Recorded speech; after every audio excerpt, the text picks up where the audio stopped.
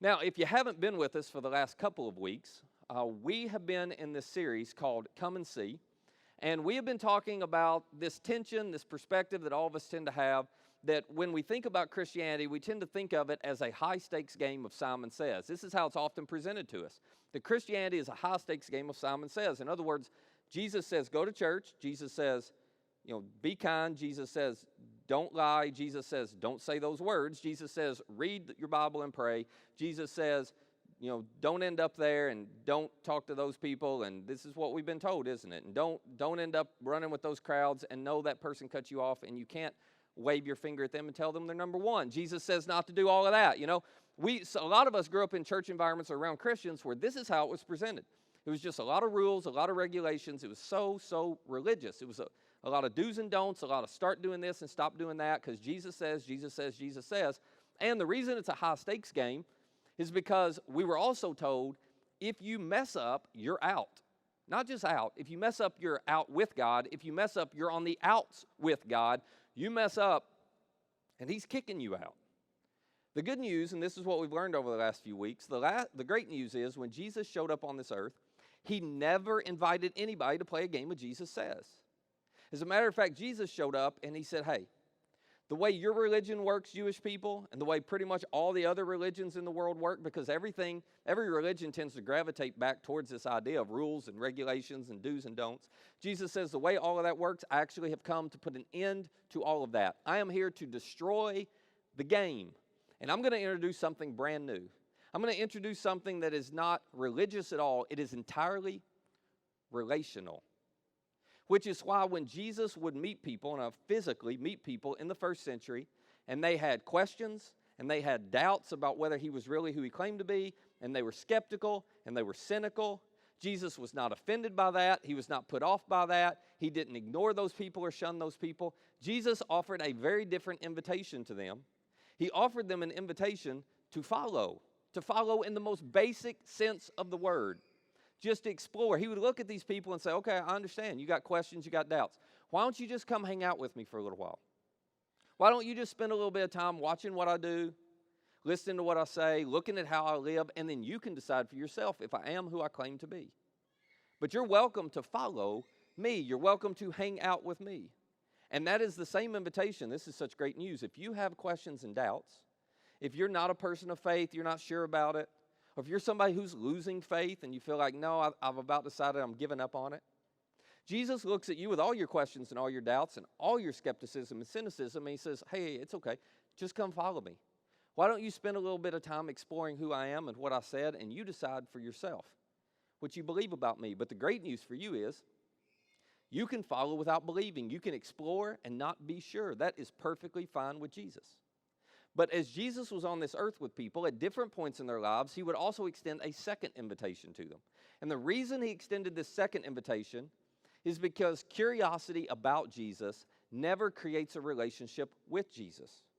And so he would look at them and say, okay, you've been following for a little while. Now I want to invite you to do something else. I want you to believe. But this is not magical, mystical, spiritual kind of belief. This is not blind faith or blind belief. Jesus literally was looking at people saying, okay, now that you've watched and listened and looked for a little while, I want to invite you to trust me. Now, why in the world would Jesus offer that invitation? Because trust is always what initiates a relationship. Trust not only initiates it, it then sustains a relationship. You think about the healthiest relationships you have in your life. They all began with you giving trust to that person, and they have all been sustained by you choosing to build that relationship on the foundation of trust. Trust is at the heart and the core of every good relationship you have. So Jesus would look at people and say, okay, I just want to invite you to give me your trust now. Let's start a relationship. Trust me. And last week, if you were here last week, I invited those of you who'd never taken the step to do that. I said, why don't you just give Jesus your trust and let him prove he's trustworthy? You do it with other people. Why don't you do it with him? And some of you did that. It was so exciting. We're so happy for you. Others of you, though, you were listening, and I know what you thought, and I get this, because none of us make decisions that don't make sense to us. You realize that, don't you? We all do what makes perfect sense to us. So I'm sure this made perfect sense to you, but some of you sat there and you thought, no. I'm not going to give Jesus my trust because it's not that easy. No, I'm not going to give Jesus my trust. That's not even necessary. And for some of you, this is your hang up. I don't even think I've got to have a relationship with Jesus for everything to be good between me and God. I mean, come on. As long as you're a good person, that should be good enough, right? As long as you're a good person, that should be good enough. Well, that is what I want us to talk about for a few minutes today. So on the night of Jesus' arrest, I'm talking just a few hours before he was in the Garden of Gethsemane, and the chief priests and the religious leaders and the temple guard came and they arrested him. Just hours before that, Jesus is sitting in an upper room with his 12 disciples, and they're eating a meal. And then Judas that was going to betray Jesus, gets up and leaves to go betray him. So now there's only 11 of them. And Jesus is looking at them, and one final time, he'd explained this to so many times, and they just couldn't understand it. They couldn't wrap their mind around it. We probably wouldn't have either.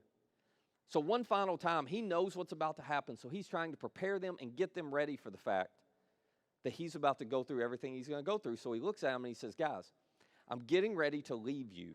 I'm getting ready to leave you. But don't worry, because it's actually better for you that I leave you. And you don't understand that now, but later you'll understand why it's so much better. But it is better that I leave you. You're going to be just fine. And they looked back at him and said, no, we're not going to be just fine. And they began to get all worried. They began to get all anxious. They began to get afraid, understandably so, because they're thinking, wait a minute. There are half the people in this town, the tensions are running high. Half the people love you, but the other half want to see you killed. And we know the religious leaders are out after you, and they're drumming up support for their side. You can't leave us, because if you leave us, that just leaves us, which means they're coming after us and not just you. So you got to be here. It is not fine. Jesus says, yeah, I'm going to leave you, but it's fine. And then he realizes, wait a minute, they don't understand. And so he tries one more time to help them understand. And here's what he says to them that night in that room. He looks at the 11 and he says, don't let your hearts be troubled. In other words, I see you're worried. I see you're afraid. You don't have to worry. You don't have to be afraid. Don't let your hearts be troubled. To which I think they probably looked back and thought, well, it's easy for you to say, but we are troubled. We are worried. And Jesus realizes, oh man, they're not getting it. They're not getting it. And so he tries to explain to them one more time what's about to happen and why this is going to be good for them in the long run. So here's how he explains it. He says, you believe in God. Now think about it. These 11 guys are sitting around the table looking at him. They're good Jewish boys. They all grew up practicing Judaism. They all believe in God. So Jesus looks at them and says, you all believe in God, right? And they're all going, well, of course, we all believe in God. If he were here today, he would look at most of us. There's some of you who don't. There's some of you who aren't sure you believe in God. But the vast majority of us, he would look at us and say, okay, I see you're so worried. I see you're so anxious. I see you're so afraid. So look right here. Look into my eyes. You believe in God, don't you? Well, yeah, we believe in God. But what does that have to do with worry? Now, what he says next is so extraordinary. What he says next is so divisive. He's looking in the eyes of these 11 guys as they look at him. He says, well, you believe in God? Yeah, we believe in God. Okay. Believe also in me. Don't miss this. He says, I want y'all to look me right in the eye. He says, I want you, because believe means trust, remember? So he says, I want you guys to trust me just like you trust God. That's what he just said. I know you're all worried, but if you would just trust me like you trust God, because I am God, I'm here. I keep telling you this and you don't get it. You don't believe me. If you would just trust me like you trust God, you won't have to worry about anything I'm telling you about. Now, can you imagine how earth-shattering that idea was? Let me see if I can help you understand it and frame it this way. Imagine that you came up to me and you started telling me all the things that were going on in your life that you were worried about, you were anxious, you were afraid, you unpacked all of that. And imagine when you got done telling me everything you were worried about, if I looked at you and said, hey, I want you to look right in my eyes, okay? You believe in God, don't you? And you said, well, of course, but what does that have to do with all my worries? Here's what it has to do. You trust God. Okay, I just want you to trust me as much as you trust God, and you won't have to worry about any of that stuff. You would very quickly walk away, wouldn't you? If anybody said that to you, you'd go, okay, no, there's a problem there. You see, when Jesus says this to these guys, it's so divisive because it removes all the middle ground. Here's what I mean by that. They can't keep thinking to themselves, well, you know what, there's some things Jesus says that we don't agree with. There's some things Jesus says we're not sure about. But he is a good teacher. And I sure do love that Good Samaritan story. And that story about the prodigal son, oh my gosh, that's so inspiring. So there are things I love about Jesus. Boy, he talks about loving one another. That's just incredible. Like there was no more of that middle ground. Because Jesus is looking at them saying, you trust me just as much as you trust God. You trust me like you trust God because I am God. Which only leaves two options. Either that is true and it changes everything for these 11 guys, or the man that they've spent 3 years with is crazy. There is no middle ground left. And as they're sitting there trying to process this, they're looking at each other and they're thinking, really? Are we going to believe this? Really? I mean, we've seen him do some incredible stuff, but really, I don't know if I'm ready to go so far as to believe you're God, and I just need to trust you like God, and it's all going to be fine. So Jesus begins to explain what he's going to do and why they don't have to worry and why they can trust him. Here's what he says. He says, my Father's house. That's just his way of saying where your heavenly Father is, because God is spirit. That's why Jesus had to come. He had to put on human flesh so we could actually see what God was like, because God is spirit. So he says, my Father's house, where God is, has many rooms. That was Jesus' way of saying, hey, God's not hanging out by himself. God's created a place that's big enough for all of you because you're created to be a part of his family. He wants you to be a part of his family forever. So where God is, it has a lot of space. It has a lot of room. It has room for you. And then he goes on, he says, if that were not so, would I have told you that I'm going there to prepare a place for you? And if I go and prepare a place for you, I'll come back and I'll take you to be with me that you also may be where I am. So Jesus looks at him and says, okay, I know you're worried. Let me try to break this down why you don't need to worry. I'm leaving, but I'm leaving to go prepare a place for you where you can hang out with God forever. And then I'm going to come back. That's why it's better for me to leave, because I can't do all the preparing if I'm still here. So I'm leaving, but I'm going to come back, and you don't have anything to worry about. That was not helpful for them at all. They all sat there looking at each other going, oh my gosh, here he goes again. He tells these stories and he teaches us this stuff and it makes no sense. Well, again, we don't know what he means by any of that. And then Jesus makes it even worse. He looks at him and he says, well, you know the way to the place where I'm going. And they're looking at each other, these 11 guys, going, do you know? No, I don't know. Do you know? No, I don't. We don't have any clue what he's talking about. They were so confused. And so I'm reading between the lines here, but it's like they're sitting around the table looking at each other, probably leaning over, whispering to one another, going, are you going to ask? No, I don't want to ask. You going to ask? No, I don't want to ask. Peter's like, I'm not asking again. I keep asking and getting in trouble. I'm done asking. So finally, Thomas. Some of you grew up in church. You heard of Thomas. He's sometimes called Doubting Thomas. And the reason he's called Doubting Thomas is because Jesus, after his resurrection, showed up to all the disciples, those 11, but Thomas, because Thomas wasn't with them the first time Jesus showed up. And they all went back to Thomas and said, you're not going to believe it. That dude is back from the dead. He really was who he claimed to be. And Thomas said, I ain't believing any of y'all. I got to see it with my own eyes. And we have made it a deal of, oh, Thomas had so much. No. That's exactly what Thomas should have said. That's what I would have said. You should say that too if you'd have been there. And so Thomas had to see, and so Jesus shows up to Thomas, and Jesus says, hey, Thomas, imagine this. Jesus shows up to Thomas. He does not say, Thomas, why did you have all those doubts? I told you to believe. I told you to believe. You need to have more faith. No. He shows up to Thomas later, and he says, hey, Thomas, I heard you had some doubts. Good call. Come right here. I want you to touch all the holes in my wrist and my feet where the spikes went through. And then while you're at it, why don't you go ahead and touch the cut in my side where the Roman spear went in? Because I want you to know with certainty that I'm back from the dead. I want you to think I'm some ghost, I don't want you to think I'm some ghost. So, Thomas believed.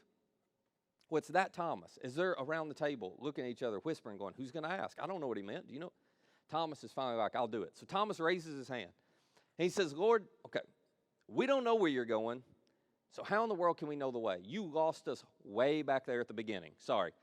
We don't have any clue what you're talking about when you say you're going somewhere to prepare something. We don't know what that's about. So we have no idea how to get where you're going.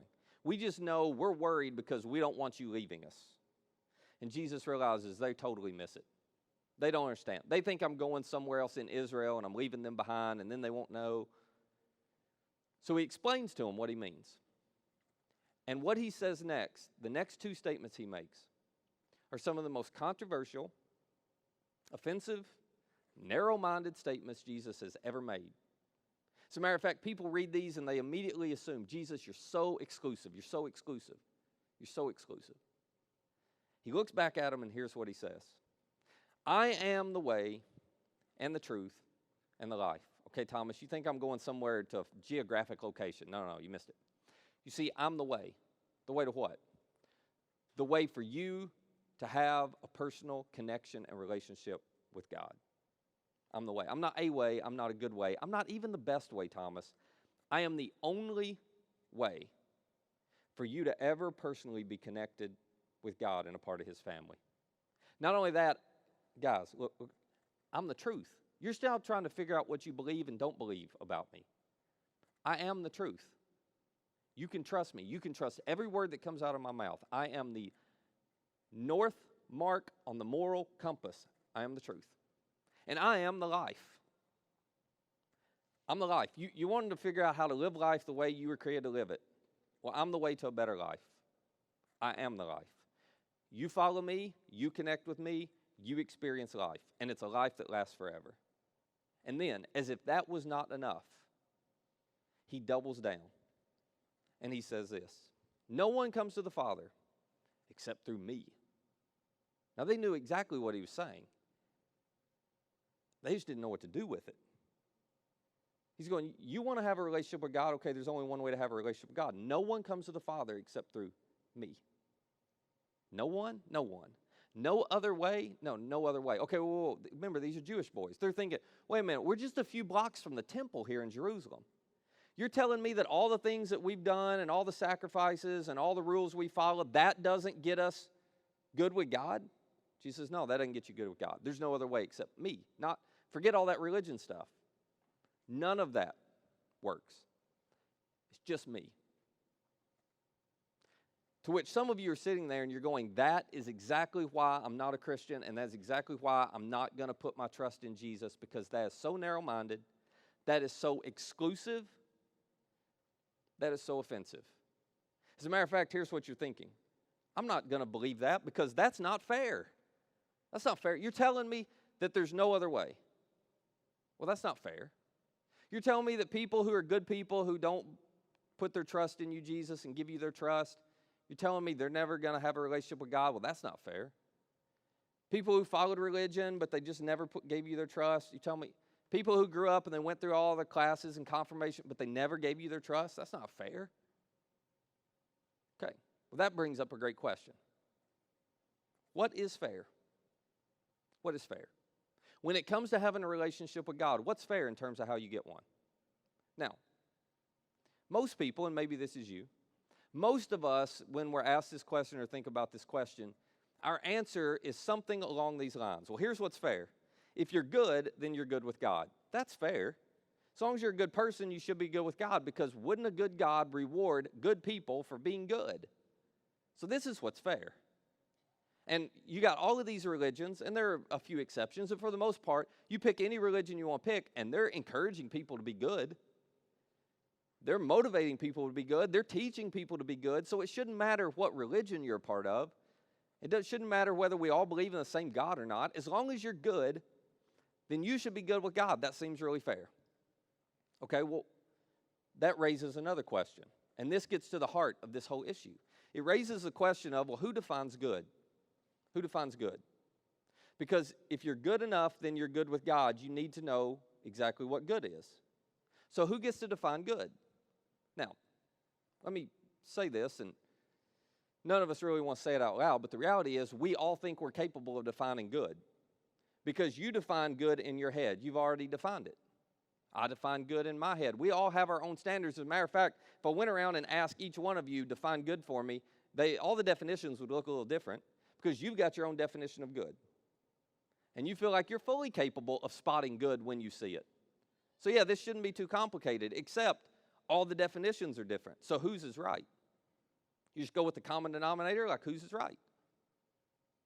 Who defines good? Who has earned the right to define it? Well, let me ask you some questions, and do not answer this out loud. We don't want to embarrass anybody. Let's see if you've earned a right or I've earned the right to define it. Have you ever not been good to someone? Of course. Have you ever not been good to the same someone more than once?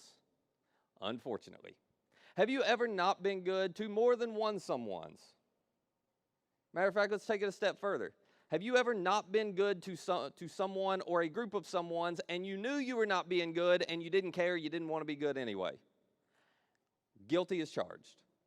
Now let's turn and ask God the same questions. Okay, I don't even think we want to do that. Let's just say God wins, okay?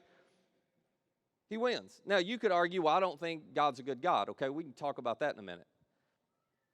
But assuming that you believe God understands goodness, well, God has always been good. God's never not been good to anyone. God's never not been good to a group of anyone's. God's never intentionally chosen not to be good to anyone.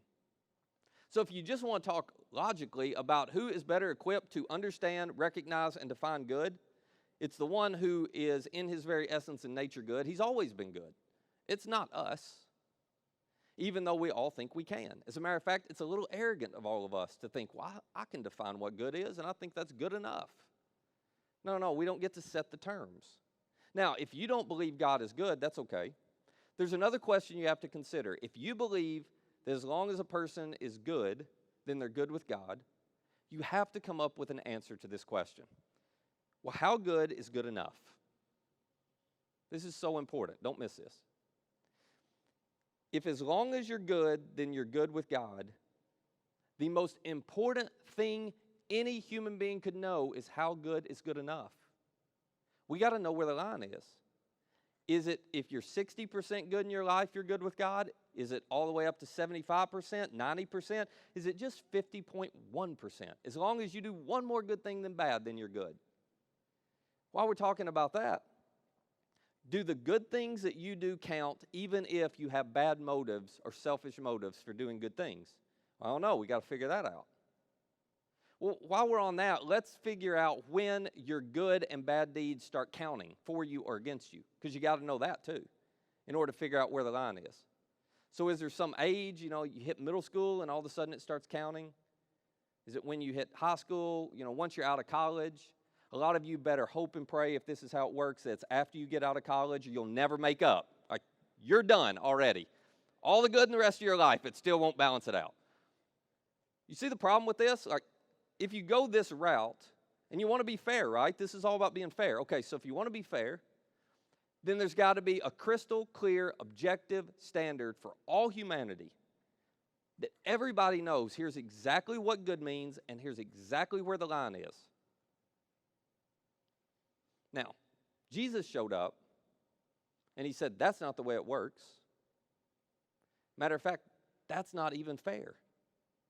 And part of the reason that's not fair is because all of us in this room, if that's the way it works, because of the culture we grew up in, and for some of us, because of the family we grew up in, we got a head start on knowing what good looked like and learning how to do good things. So it's not really fair, because there are people in other families who didn't get that head start.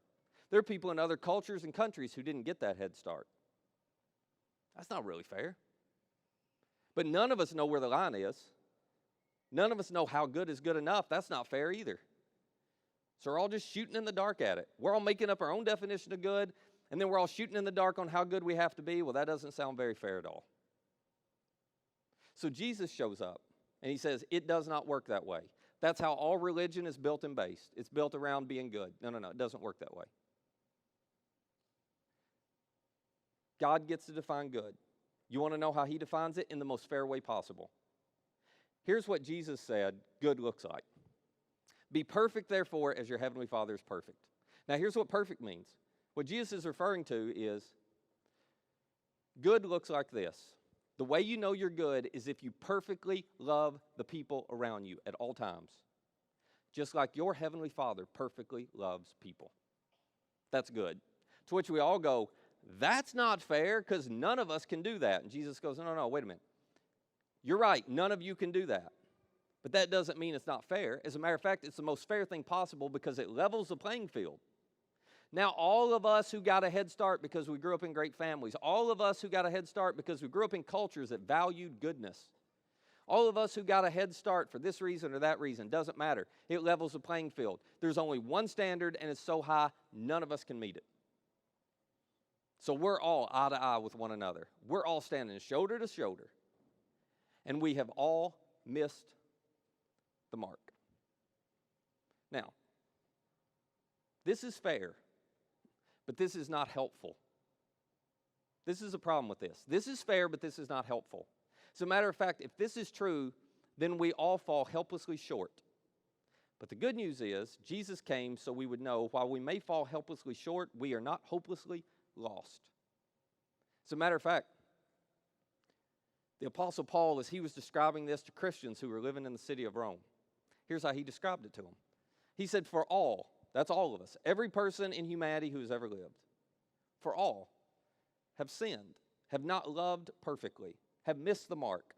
For all have sinned and not been good, and fall short of the glory or the standard of God, the standard of his goodness. But he doesn't stop there. This is the helplessly short part. But he says, no, you're not hopelessly lost. There's good news. And all, the same all who miss the mark, the same all who fall short of the standard, are justified freely. Justified just means I'm made right with God. Everything's good between me and God. He says, you get that. Everybody, all the people, all of you who aren't good enough, you still all get to be made right with God. And it's freely by his grace, not by anything that you do, not by any of the good behaviors, through the redemption that came by Christ Jesus. Now, what does he mean by that? Paul's referring to the death of Jesus. You see, the whole reason Jesus showed up is because he knew, oh my goodness, they're going to be hopelessly lost unless I show up, because they have a gap.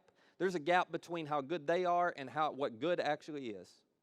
Not only is there a gap, but there's a debt, because every time we're not loving towards someone and every time we choose something other than good, it creates a debt, not just between us and the person, but between us and God. So we had a gap and we had a debt. And here's what Jesus did. He said, you know what? Justice has to be served. Justice has to be served. Can't just ignore that gap in debt. Can't just say, oh, you know what? Let's just wipe that away and brush it under the rug and act like it's not a big deal. Boys will be boys, girls will be girls. We'll just give everybody a clean slate. No. Justice has to be served. And by the way, this is a sermon for another day. But you want God to be just. You do. Now, you want God to be merciful to you, but you want him to be just to everybody else. When you see people who do evil, when you see people who hurt others deeply, you want God to be just. You want justice to be served. And you know already that justice is never fully served in this world. So you want there to be a God who's just, who's ultimately going to serve justice to everyone. So God's too just to say it's not a big deal. Nope. Justice has to be served. So Jesus said, okay, I'm going to show up and I'm going to have justice served on me. I'm going to take care of the gap that they have. I'm going to meet the definition of goodness that they couldn't meet. And so Jesus lived a life where he perfectly loved everyone. He met the mark. He met the standard. And then he said, not only that, I'm now going to show up and I'm going to pay the debt they can't pay. That's what the crucifixion was all about.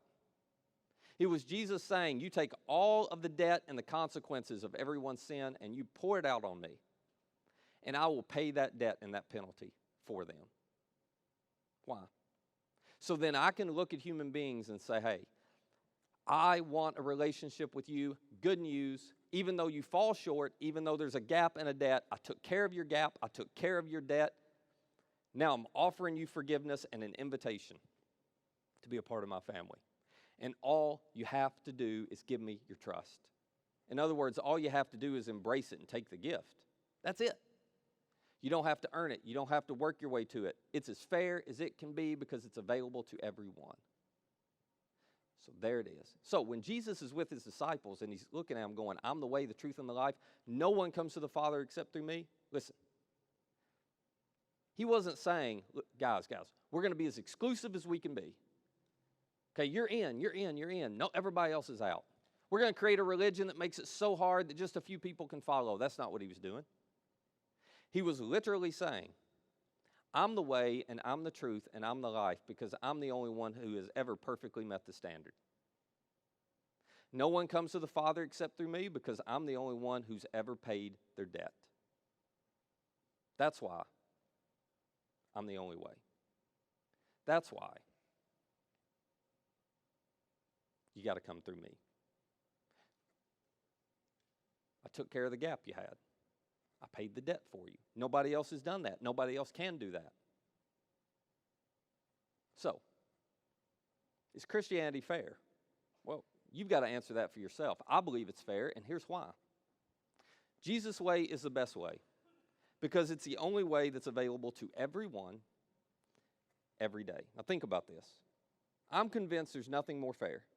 I'm convinced Jesus' way is the best way because you know what God did? God looked down and he said, okay, I'm just. Fairness matters. But I'm going to opt for forgiveness over fairness. Jesus, you go take care of all that fairness stuff so we can offer forgiveness to those people and be as unfair towards them as possible. We're going to show them mercy and grace they do not deserve and could not ever earn. So Jesus showed up, knowing we couldn't make up for what we messed up, and he said, that's okay, I'm going to clean it up for you. And I'm offering forgiveness. So I'm convinced that there's nothing more fair than this. There's nothing more fair because everyone is welcome. Think about it. Doesn't matter where you grew up, doesn't matter what culture, doesn't matter what religion, doesn't matter what race, what nationality, what sexual orientation, doesn't matter if you're a church person, not a church person, moral, immoral, what your past looks like, doesn't matter what you do in the future, none of it matters. Everybody is welcome. It's a level playing field. You can't get more fair than that. Everybody gets in the same way. You want a relationship with God? Okay. Everybody gets there the same way. It's through Jesus. You don't have to worry about your behavior. It's not about earning your way in, because that's not fair. Some of you got head starts over others. No, that's not it. Everybody gets in the same way. It's through Jesus, and everybody can meet the requirement. The requirement is not, here's the line of how good is good enough. Now you all got to meet it, because some of us couldn't meet it. He says, nope. Everybody can meet the requirement. It's just giving me your trust, because I've already done everything that needs to be done for you. So just give me your trust and accept the forgiveness that I offer to you. That's why I'm convinced Jesus' way is the best way, because it is the only way in this world that is available to everyone every single day. So that night, Jesus is sitting around this table with these 11 disciples. And they're listening to all this, and they're not sure whether to trust him like they trust God or not. And they walk out, and they go to the Garden of Gethsemane, and then the arrest happens, and they all pretty much flee and run. And over the next few hours, they get reports coming back. They hear about the trials, and they hear about the beatings, and they hear about the mockings, and ultimately they hear about the crucifixion and death of Jesus. And in that moment, you know what they thought? They thought he wasn't worth trusting. Forget everything he claimed to be about himself. Forget everything he said about leaving to prepare us a place, and it was better for us that he goes away. Forget everything he said about he was the only way to have a relationship with God. Forget it all, because God is never crucified on a Roman cross. That can't happen. And they lost all hope. But 3 days later, on a Sunday night, they're sitting around a table. 10 of them, because Thomas isn't there. 10 of them around a table having dinner. And a resurrected, alive Jesus walks in the room. And he looks at them all and he says, guys, I know you had a hard time believing. So I wanted to give you a little more evidence. Come here. Feel the holes in my wrist. Feel the holes in my feet. Go ahead and touch the cut in my side. I want you to make sure, I don't ever want you to doubt whether I was a ghost or not. Come here, feel it. And then, you know what Jesus does? He sits down and he has dinner with them, because ghosts don't eat dinner. And he talks to them and has a conversation. And over a period of 40 days, they interact with him on multiple occasions. And not just them, but about 500 people total. And they had all the evidence they needed, and they never doubted again. They all died martyrs' deaths, ultimately, because they were that convinced they had seen him for themselves. So Jesus looks at you, and he looks at me, and he says, okay, I gave you as much evidence as I can give you. Now, will you give me your trust? I took care of your gap. I took care of your debt. I made it as fair as I can make it. Will you give me your trust? In just a minute, I'm going to ask Paul to come back, and we're going to end today with a song, but this is a little different. I don't want you to sing. I just want you to sit there, because I wanted to create some space for all of us to pray to or talk to God. And for some of you, it may be the first time you prayed in a long time or talked to God ever. That's okay. But I want to create some space for all of us to pray and talk to God for just a minute. Because for some of you, what you need to do in these next few moments is you need to give Jesus your trust. It's time. For some of us, we've given Jesus our trust. But as time has gone on, we have lost sight of what he's done for us. And we need to pause and just thank him for what he's done. And then maybe there's an area of your life where you found it hard to trust him again. And you know you're resisting, and maybe in this moment you just need to tell him, okay, here's this area too. I'm giving you my trust there. I'm going to do what it is that you're asking me to do. Now, some of you may be going, I'm not there yet, Matt. I'm not sure what I believe. That's okay. You can still follow and not believe. You can explore and not be sure. That's what Jesus invites you to do. And hopefully one day, you just might discover that his way is the only way for you. Let's pray together. Father, thank you. Thanks for caring about us, loving us enough that, man, you just showed up. You saw the gap. You saw the debt. You didn't leave it to us to try to figure it out on our own. You didn't leave us hopelessly lost and helplessly short. You showed up. We're so grateful for that. We're so grateful that, Jesus, you gave us evidence so we didn't have to wonder. For those of you who are here right now, some of you need to give your trust to Jesus, and it really is as simple. Just where you are, you tell him, Jesus, I give you my life, and I give you my trust. That's all you have to do. Jesus, I give you my life, I give you my trust. And if you will tell him that, you will immediately receive his forgiveness. He'll make you a part of his family. That will never change from this day forward. And he will prove to you over time, as you get to know him, that he is so, so trustworthy. Father, as we spend these next few moments talking to you, my prayer is that you'll become personal to us. And my prayer is that we will reach a point and a place where we're willing to trust you. Not blind trust, but trust based on the evidence that you have shown us. You do love us, you care about us, and you are who you say you are. And that does change everything.